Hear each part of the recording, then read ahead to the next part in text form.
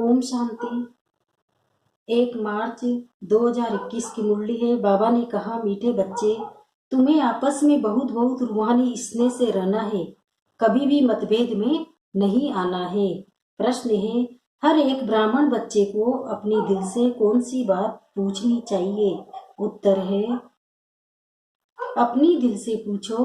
पहला, मैं ईश्वर के दिल पर चढ़ा हुआ हूँ। दूसरा है, मेरे में देवी गुणों की धारणा कहाँ तक है।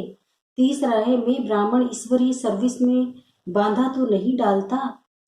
चौथा है, सदा सिर खंड रहता हूँ, हमारी आपस में एक मत है। पांचवा है, मैं सदा श्रीमत का पालन करता हूँ। गीत है, भोलेनाथ से निराला, शंभुनाथ से निराला कोई और नहीं। ओम शांति। तुम बच्चे हो ईश्वरीय संप्रदाय, आगे थे आसुरी संप्रदाय। आसुरी संप्रदाय को ये पता नहीं है कि भोलानाथ किसको कहा जाता है। ये भी नहीं जानते कि शिव शंकर अलग अलग है। वह शंकर देवता है, शिव बाप है। तुम भी नहीं जानते हैं। अब तुम हो ईश्वरीय संप्रदाय अथवा ईश्वरीय फैमिली, वह है आसुरी फैमिली रावण की। कितना फर्क है। अभी तुम ईश्वरीय फैमिली में ईश्वर द्वारा सीख रहे हो कि एक दो में रूहानी प्यार कैसा होना चाहिए। एक दो में ब्राह्मण कुल में ये रूहानी प्यार यहाँ से बढ़ना है। जिनका पूरा प्यार नहीं होगा तो पूरा पद नहीं पाएंगे। वहाँ तो है ही एक धर्म एक राज्य, आपस में कोई झगड़ा नहीं होता। यहाँ तो राजा ही है नहीं। ब्राह्मणों में भी देह अभिमान होने कारण मतभेद में आ जाते हैं। ऐसे मतभेद में आने वाले सजाएं खाकर फिर पास होंगे। फिर यहाँ एक धर्म में रहते हैं तो वहाँ शांति रहती है।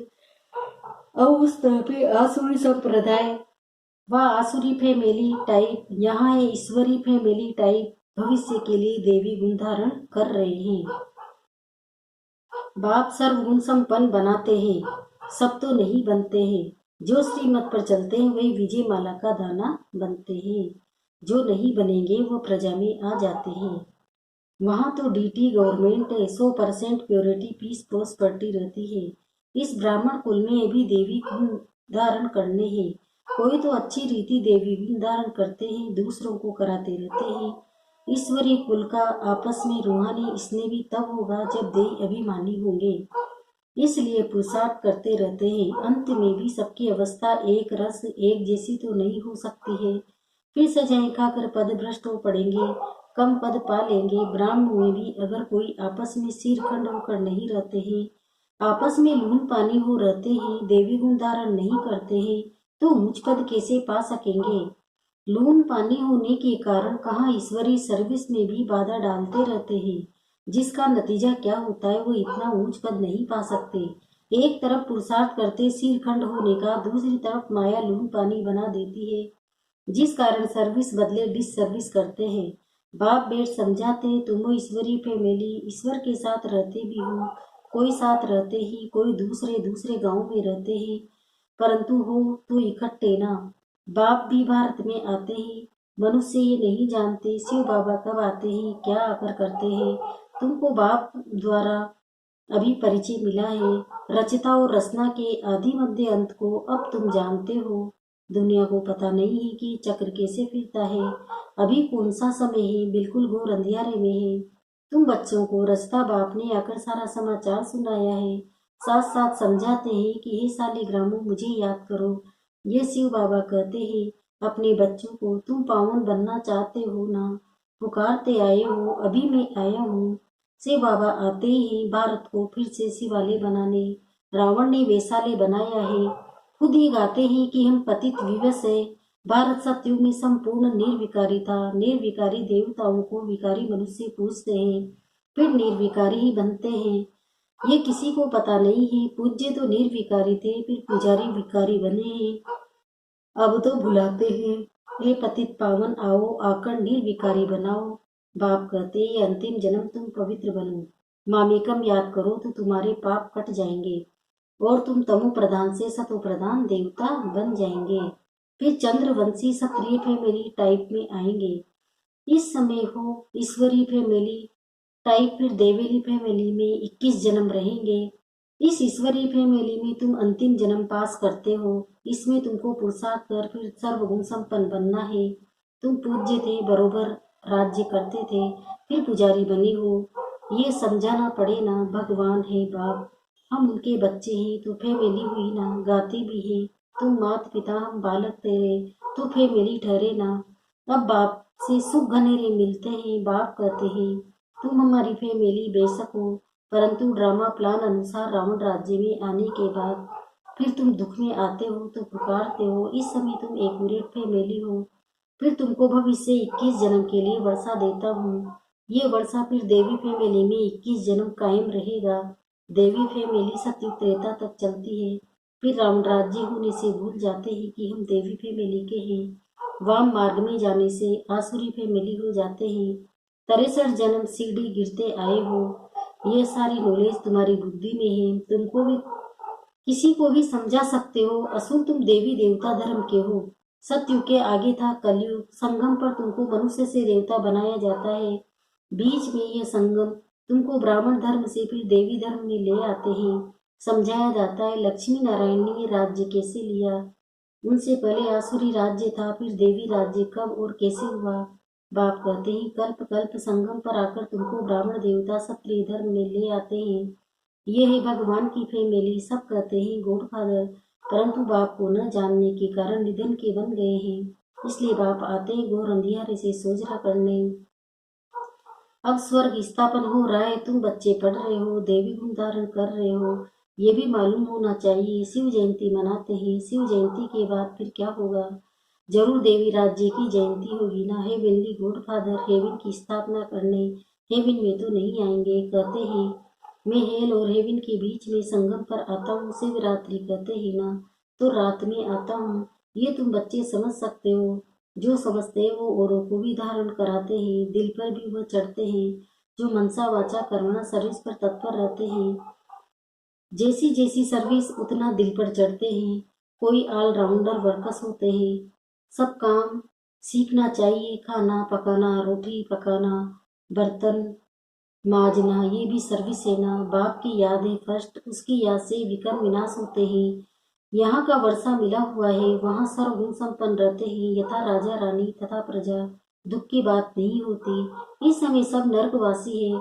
सबकी उतरती कला है, फिर अभी चढ़ती कला होगी। बाप सबको दुख से छुड़ाए सुख में ले जाते हैं। इसलिए बाप को लिबरेट कहा जाता है। यहाँ तुमको नशा रहता है। हम बाप के से वर्षा ले रहे हैं, लायक बन रहे हैं। लायक तो उनको कहेंगे जो औरों को राजाई पद पाने लायक बनाते हैं।